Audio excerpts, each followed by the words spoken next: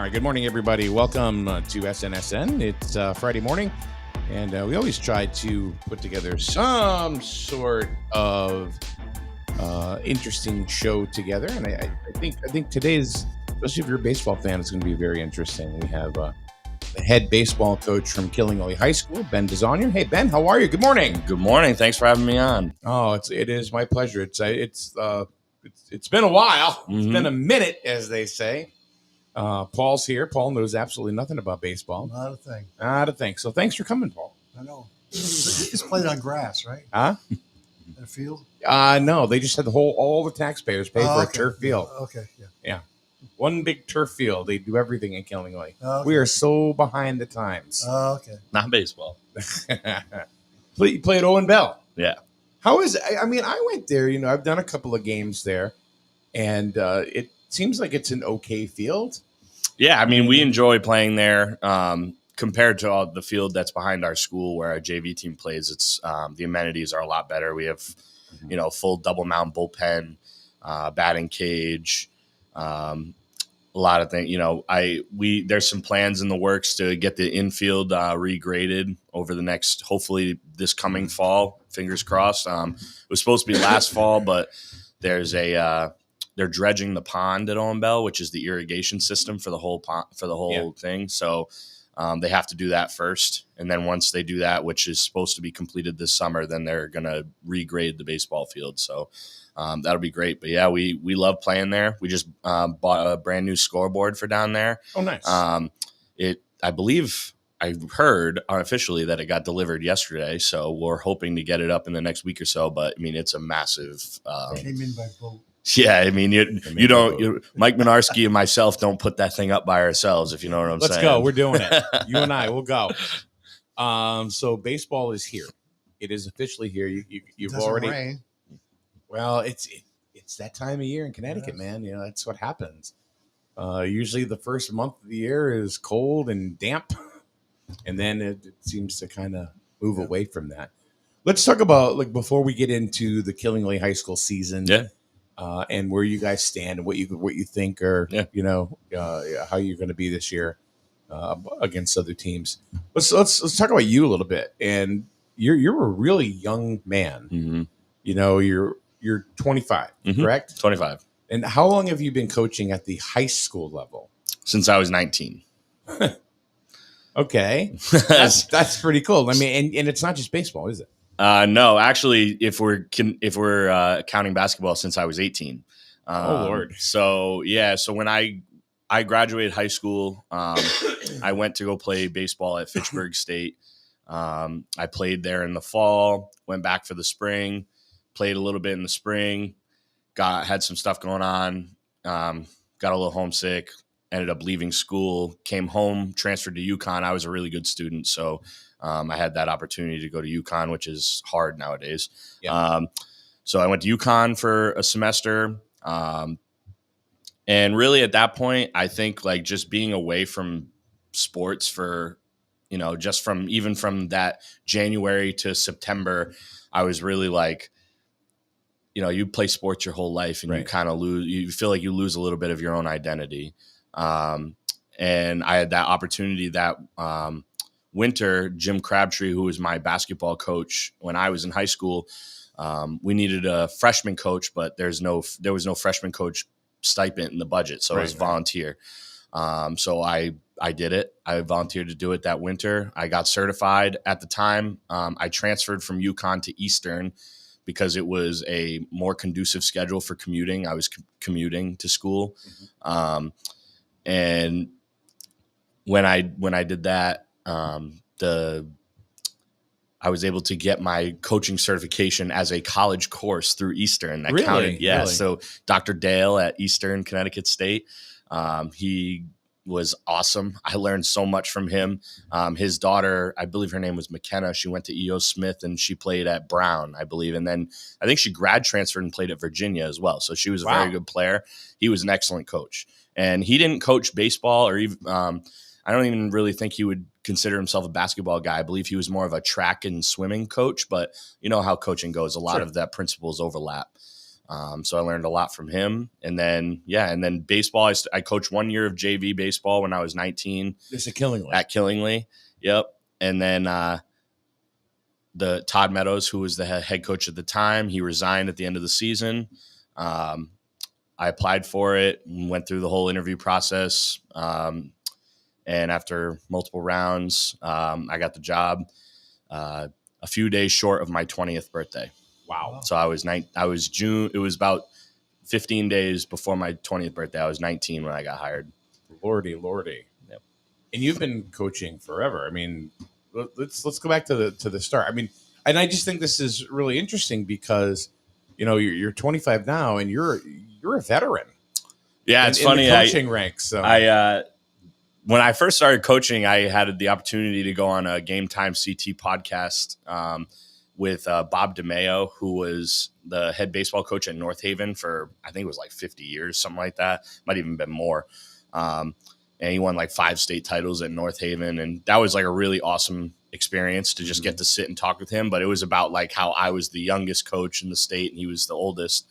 And it's funny, like after 4 or 5 years, like you see, I think you're starting to see a lot more younger coaches. Brady Sheffield from Old Lyme comes to mind. He just won a state championship with Old Lyme basketball. And I believe Brady Sheffield's only like, I want to say 20 or 21 years old. So with the girls? No, boys. Oh, the boys. Yes, Division 5. Division 5, right? yeah. So we were starting. Calhoun was involved in that. You're talking about like when way Jim back? Calhoun. No, he's listed on the Old Lyme's website, as basketball coach. Yeah, I don't think so. All right. But he, so Brady was impressive and what he did was impressive. But so it's funny, it's like you think a guy like that. I had a friend text me, is like, Brady Sheffield makes you look old. And it's true. So I think I'm still the youngest coach in the ECC, but definitely not in the state anymore. No. Old Lyme's got you. Old Lyme has the youngest. That's Yeah. nice. That's a little redundant, actually. Travel ball. Yeah. You've done that for how many years? Since you again, were -2. since I was, I think it was 19 as well. I started assistant coaching. My first year, I was an assistant coach for the Connecticut Hurricanes, Scott Chasen's AAU program. And then the following year, I moved into it, started coaching my own team, head coaching role.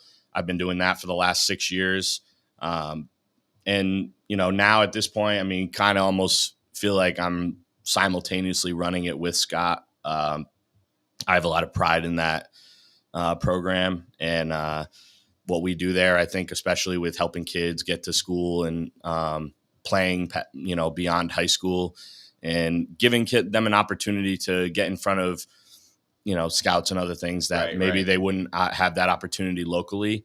That's something that I really enjoy and I take pride in, and it's been fun. I've had the opportunity to coach a lot of really special players. What has been your come to Jesus moment, so to speak, as a coach so far in your young career? I don't really know how to answer that question. What's been your it doesn't even have to be a win. It doesn't even have to be a tournament win. What is the moment you felt the most gratitude as a coach? I think honestly last year, because you're so young, what I mean, doing it, which is incredible. So we were 7-10 going into our final week of the season last year. Last year we had a very young team, basically a lot of sophomores playing varsity. We were up and down. We had a couple good wins, some really bad losses, like very up and down. And the last week of the year, we played 3 pretty good teams in a row. Plainfield with Kean Marinick was pitching, who's one of the best pitchers in the ECC. Not a bad basketball player either. No, he's not. And we played Wheeler, who had a really good team last year, and St. Bernard, who was like, I think they were 18-2 last year, 17-3, something like that. And it was last week of the year, and I'm looking at those 3 games. I'm like, we got to get one of these to get you have to win. Last year you had to win 8 in order to get into the ECC tournament and state tournament. So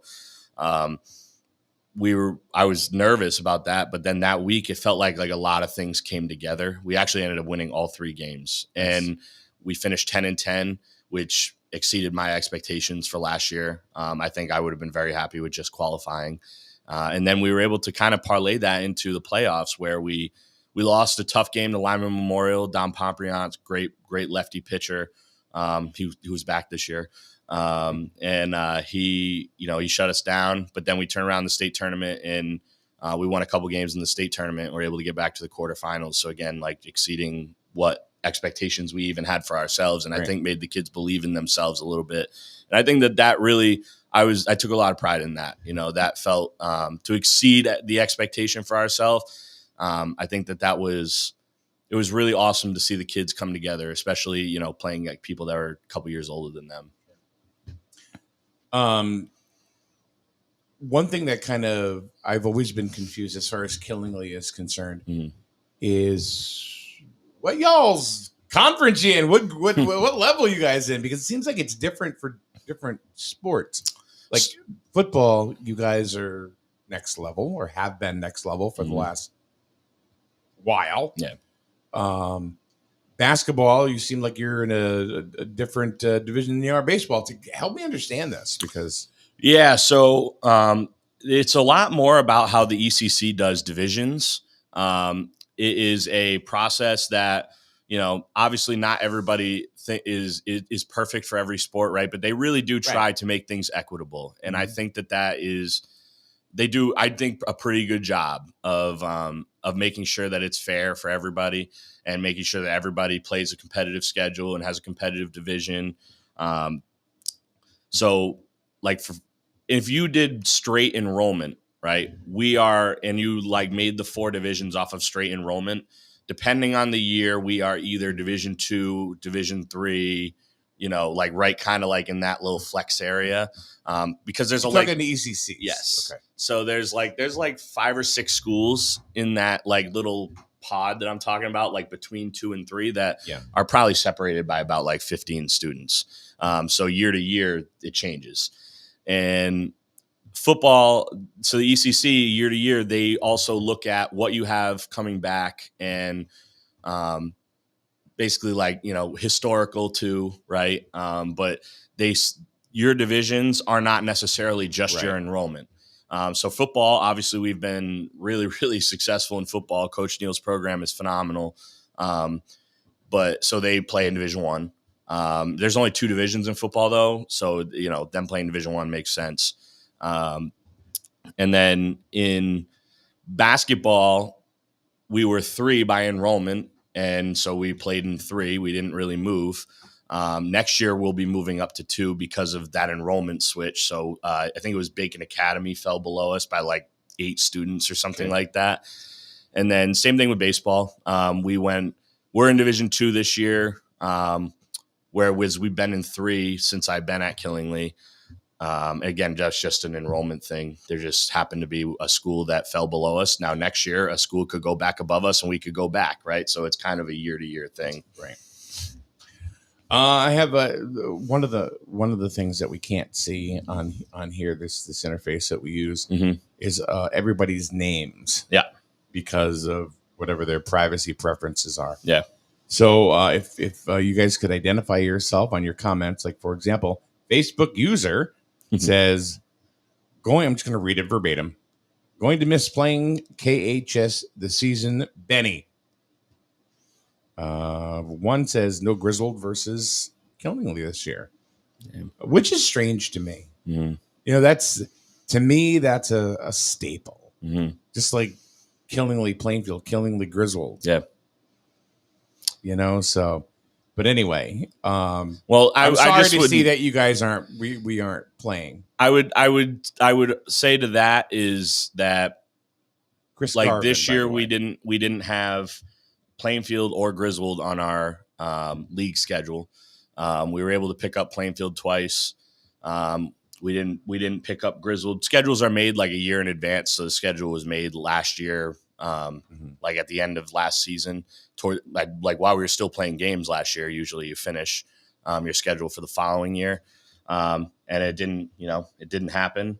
But I'm hoping that now next year we can definitely get Grizzled back on the schedule. That would be I love playing the local teams, right? Like you said, Sure. Plainfield, Killingly, Grizzled, Killingly, Woodstock, Killingly. Like those are the teams we want to play. So you pick the teams that you want to play in the schedule? not really. You get a league set schedule. So your league schedule, and it's based on what division you're in. So because we moved out of Division 3 into Division 2, we don't play everybody in Division 3, and we don't play anyone in Division 4 in our league schedule. So if we want to play those teams, which for us up in the Northeast corner, most of the teams are 3 and 4, right? So a vast majority of our schedule, that league schedule, is not local games, Right. Which stinks for the kids, and stinks for me too. I don't like riding the bus, but we were able to pick up a couple of our local teams. I've got good relationships with a lot of those coaches. And like we're playing Putnam, Wheeler.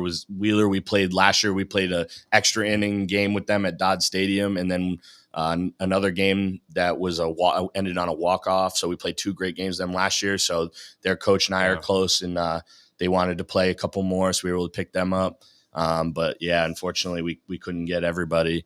Like even Montville, Scott Chasen and Montville is one of my closest friends. We only have them once. So, obviously I'd love to May play. 2nd. Yeah. We play them at Dodd Stadium. Dodd Stadium. Dodd Stadium. Yep. So how do you pull a game against East Windsor? Actually, it's a through travel ball. Their head coach, Darren Jones, he used to coach for the Powerhouse Bulldogs. Now I believe he's with the CT Mayhem. And, we're friends. We go to a lot of the same tournaments in the summer. We spend a lot of time together in the summer, and we just figured, why not play? Very good, very good. See, that's one thing I didn't even know really until the last couple of years. It's the coaches. You guys really are the ones that are crafting the schedule for the most part. Yeah. So the league gives you about 4, depending on what division you're in. You get between 14 and 16 games that those are your games. You have to play them. And then you usually get, like I said, 4 to 6 where you can pick up some games. Gotcha. I think the least amount of games that you get is if you're in Division 2. So I think that's why we were able to pick up 6. But I think Division 3, you only get to pick up 4. So it's it kind of just varies based on, based on the schedule, the league schedule that you get. And every sport is different too. So that's the other thing. Some in basketball, I think we only get 13 games. We pick up 7. Baseball, we get more. So. Is there any ratings related to Any any specialties ratings related to toughness on the schedule? Not in baseball. Not in baseball? In basketball, I think they do that a little bit with a rating. I know they do that in football. Yeah. No, baseball, it's pretty much your state divisions are by enrollment straight up. So we are Class M enrollment wise, and so that's our state, and it just goes by your record, right? And then tiebreakers are determined based off of basically a wins lot. So the sum of your of the teams that you beat, their wins versus the sum of the teams that the other team that you're tied with, their wins, how many wins they had, So, but yeah, nothing really with strength of schedule. Tim Lake says, "Good luck to Ben and the boys this year." Thanks, Timmy. Timmy and I already talked, so that Grizzled and Killingly will be back next year for sure. Great, because those are always good games, and there's kids all know each other, because damn well they're going to play the game, they're going to fight it out, they're going to duke it out, then they're going to play Fortnite. Yeah, well, you're not wrong about that. Absolutely, and they all know each other from travel ball. Yeah, a lot of them play together, or against each other. Yeah. With the Hurricanes, Crush, whatever. So. Chris Garvin is the one that said going to miss playing Killingly High School this year. And then Jimmy Lomba. Mm-hmm. He said John 3:16. Okay. Redmond Pride Baseball. That's an interesting statement, though. Redmond. They're Killingly still the Redmen. Yeah, I think technically. Yes. Nobody says it. Yeah. They went from there, the Red Hawks, back to where they started. Yeah. Did you guys get a lot of, I just, it's nothing to do with baseball, but any feedback or anything on that? Because I know when we do a broadcast, we really don't say, we just say the Killingley basketball team or the Killingley baseball team. Yeah, I think that's something that they're trying to sort through right now to try to figure out just going forward, how we're going to, do that. And I think our board of ed made like an ad hoc committee to discuss that, but I don't really have much else about that. Well, you as the head coach, how do you want to be represented? Like if we do a Killingley game, do you want to be the Killingley baseball team, or I mean, because we want to be respectful to the players and the coaches so that are out there on the field. So I'm not really worried about anybody else, to be honest with you. Yeah. Personally, I'm worried about you guys and how you guys want to be represented. I mean, I'm okay with whatever you want to do. Okay. I don't really have a hard feeling one way or another. I think we go with Killingley baseball for now, just to avoid controversial anything. But yeah, I'm glad I got a chance to ask you that. Yeah, because it is controversial, and it's like whatever. These are just kids playing baseball. Yeah, exactly. It's about the kids. It's not about anything else. So that's why I try to keep it on. It's about the kids today, but the players that came in before them, they like the Redmen. Yeah, I know. I was a Redman. I know. And, I get it. So they're the ones that are probably yelling the most. Mm-hmm. Yeah. Well, either way, it's Killingley baseball. Mm-hmm. So let's talk about the team. Okay. Let's talk about the schedule a little bit. Yeah. Well, first of all, you already played did you play the scrimmage against Old Lyme? Yeah, we had 3 scrimmages. We scrimmaged Tolland, we scrimmaged Situate, Rhode Island, and we scrimmaged Old Lyme the other day. So see, I'm interested about Old Lyme because we're traveling to Old Lyme tomorrow morning or tomorrow afternoon because the game got switched at 2:00. Yep. About what are we looking at as far as Old Lyme is concerned, and how did you guys match up against them this year? I mean, it was just a scrimmage, so you can't, it's hard to read into the, you got half the subs are playing and you're throwing guys a couple innings maybe, right? But I guess you say we won the scrimmage 3-1, but okay. They got some good players down there. They're very well coached. Their coach, I was able to reach out to him to get them on a schedule because I knew they were going to be pretty strong coming back this year. They have a Division I player, Grady. I'm going to butcher his last name. I think it's Lecusier. He's going to Hofstra next year. He plays for the Hurricanes 18U team in the summer. He's their shortstop pitcher. He's a good player. Yeah. So he had a couple. He's going D1 though. Yeah. Oh yeah. Yeah. Okay. Yeah. He had a couple hits against us in the scrimmage. We actually threw the ball pretty well though that day. I mean, honestly, it's so hard to read into the scrimmages because it's just so cold, right? Like, I mean, maybe the pitchers don't have as good a grip as they normally would, or they can't get a feel of their breaking ball as much, so they end up throwing more fastballs and hitters swinging when it's like 38 degrees out, But so you can't really read into scrimmages too much. It's more about just getting the reps. But yeah, I think that they should be pretty tough this year, Old Lyme. So we'll see. But they're definitely well coached for sure. So you're at the beginning of your season. You actually starts tomorrow. Yeah. You're playing away at Putnam. Yes. Yep. Can you give us a little preview of that game? Yeah. So that's the one that we picked up. That's not a league game. Joe Pishka, he's the Putnam AD and head coach. Right. Good friend. About the same age. Yep. Young. Yes. I think he's younger than you. He actually might be, but it's close. We're about the same age. But a good friend. We played against each other in high school. He played for Lyman. He was at Lyman. He played for Marty Gomez. Yep. And who's a legend. Yes, absolutely. So we're looking forward to that game. They beat us last year on opening day, and we're playing them again on opening day. So we did last year. They played at our place on opening day. This year we're playing there. Hopefully we can keep that rolling. I think it's kind of a good local game to open up our seasons. Especially nowadays that opening day is a Saturday. It's kind of a good a lot of Saturday games this year. Noticed. Yeah. I like it because honestly it's tough. Like when the kids get out of school and it's a 4:00 start, we moved that back a couple of our games to 4:15 just so that we could hopefully get some we're hoping to hit on-field BP and some stuff to get ready for the game. I just feel like it's so rushed when they have school and for a 4:00 game. Baseball has a lot of preparation going into it. I mean, they don't start football games at 4:00, and they don't do that for a reason, you know? So, but I get that there's not lights at every field and all that, but yeah, so I don't mind Saturdays at all. But yeah, we're looking forward to that game tomorrow, and just getting rolling and, you know, playing a real game that counts and matters. I think the scrimmages, it's a different type of atmosphere because even the kids know they're just getting work in, right? So it's still fun. It's baseball, but it's the competitive edge of it is a little different, you know, versus when they know that this counts. So tell us about your kids this year. Tell us about, you know, some of the returning players and the ones that that you're looking for. Maybe there's always a leader or leaders that will go ahead and carry a team. So who are you looking for with the Killingly baseball team? So in Killingly, since I become head coach, we don't name captains. I don't really believe in naming a captain. I'm not saying that people that do it wrong. That's just my opinion. Mm-hmm. I think they form naturally. People know by the end of the season who the leaders were, right? And nobody has to give them a title to know who that is. We have a lot of guys that are returning with some experience this year.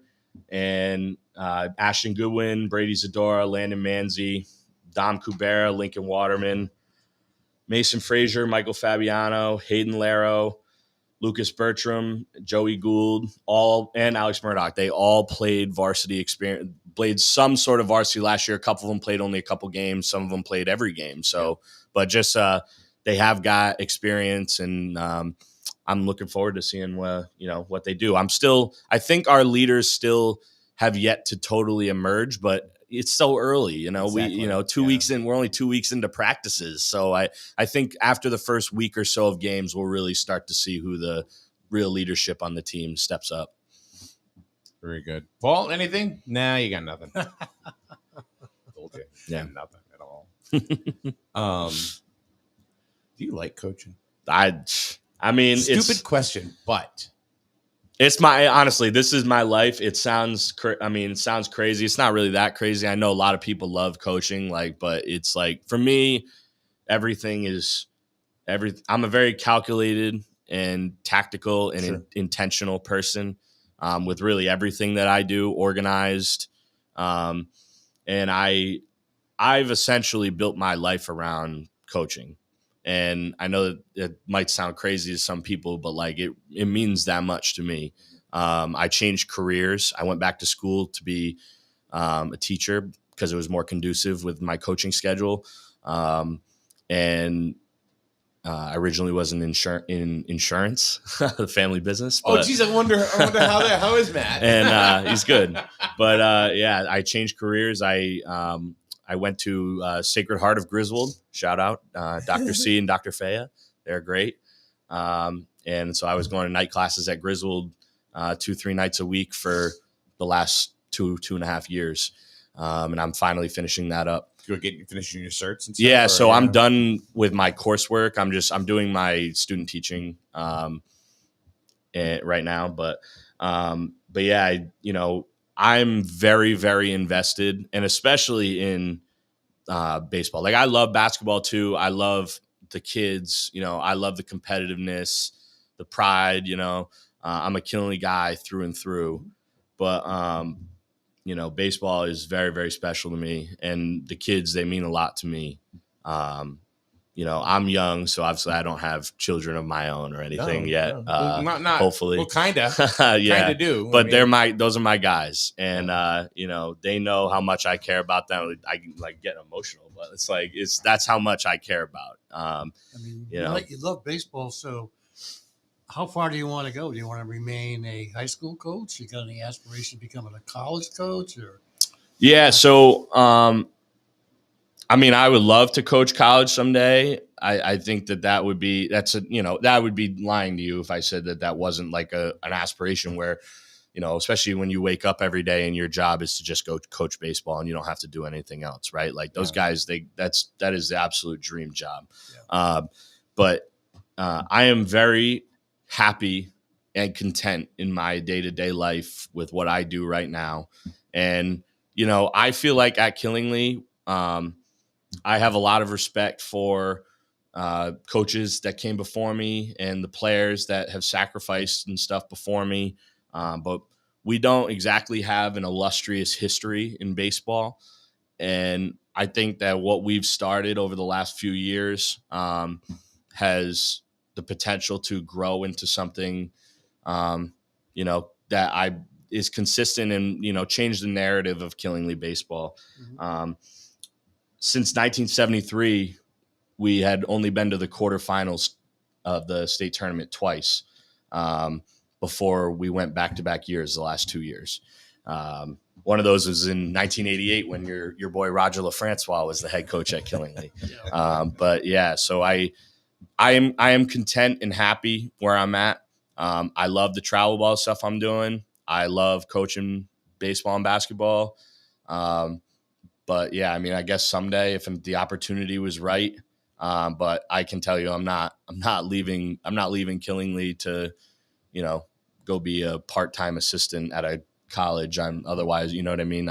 If it was like a life-changing, like a full-time type situation, then sure. But otherwise, I'm very content where I'm at. I mean, you're only 25, so you got plenty of years in front of you. Yeah. So who knows what the opportunity And, I have high aspirations. I have high goals. And a lot of times, trust me, I have people that tell me that I am delusional with my goals and aspirations, but I don't care. I feel like if you're not a little delusional with your goals and aspirations, then there's something wrong. You're setting the bar too low. Right. And I firmly believe that, I think that you can always work harder. There's always something you could do differently. I try to be innovative and creative, and everything that we do, again, like I said, everything we do with our program is intentional, and trying to build towards something and breaking walls down where it's like things don't feel impossible anymore.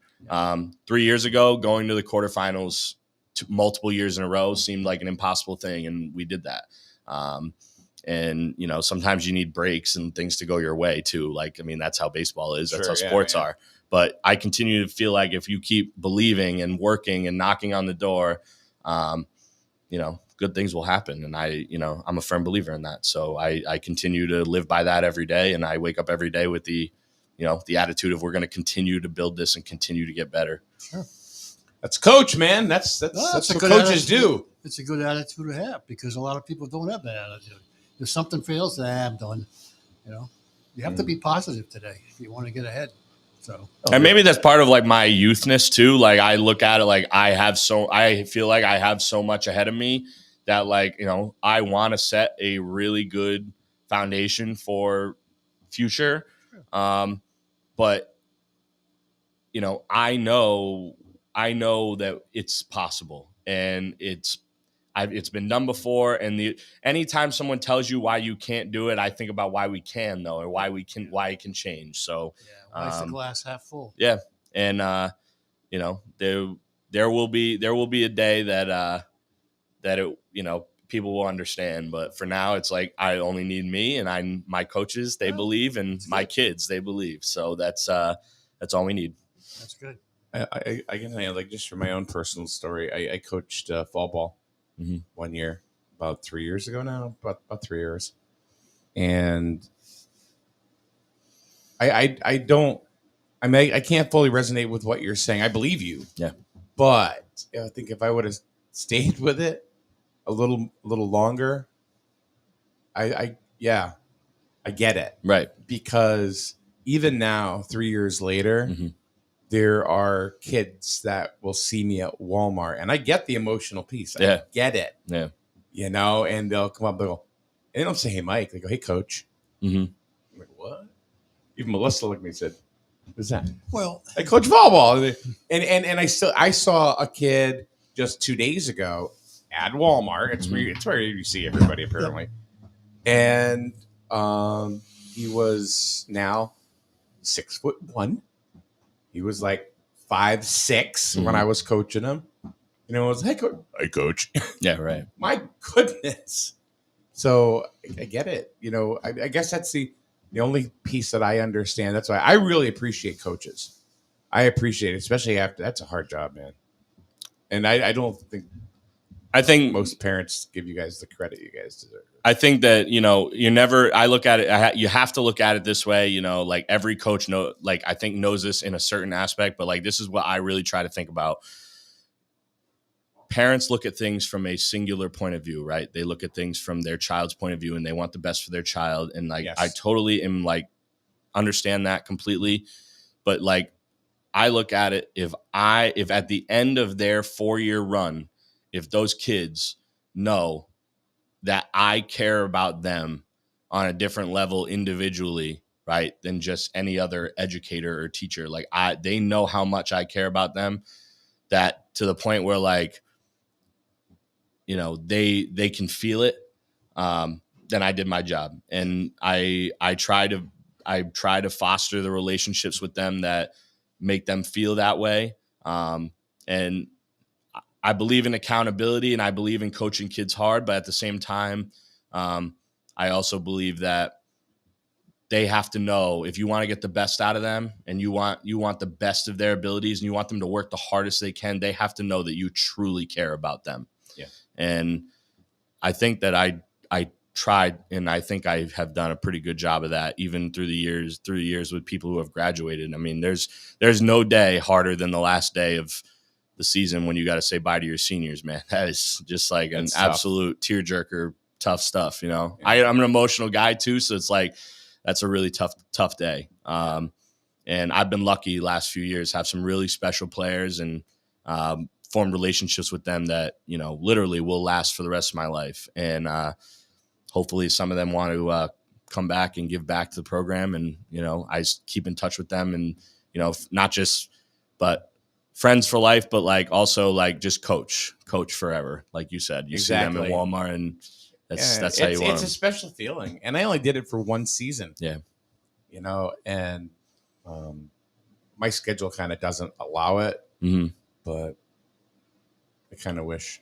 Yeah. But I don't know enough about the baseball as far as like the technical end. Yeah. And that, I mean, I can talk stats all day long. See, here's the thing though. I think at the youth level, especially, and everyone would agree with that, they need, and maybe this is a plea for people who listen on here, right? We need people who, even though they might not know baseball perfectly, right? Or they might not, if you know the basic rules, right? And you care about kids and you care about wanting kids to play a great game. Like baseball is a great game to learn about life. Like failure is constant in baseball, and learning how to deal with that is so important in life. And if you're I encourage you to coach at your local little league, your local junior league, your local senior league, anything that you can give to the kids. Like Mike said, even if it's just a fall ball season or one spring season, that's a couple months, you're making a huge difference in probably 12 to 13 to 14 different little kids' lives that you don't even realize that you're impacting, and you might not realize for a few years, but you really are. There's a statement here that is, I believe, one of either your. Hold on a minute. I don't want to speak out of school here, which I do often. I'm going to say no. I'm Chris Kubera. It's one of my shortstop, Dominic. It's his father. Okay. So I think we leave this right here for today before we have you come back again. Yeah. And this is, it's not always about baseball. It's not all, like Ben just said, you're making a difference in these kids' lives at, different levels. It's not always about wins and losses, or, it's so much. I think football's about wins and losses. I don't think baseball is. I think it's about growth.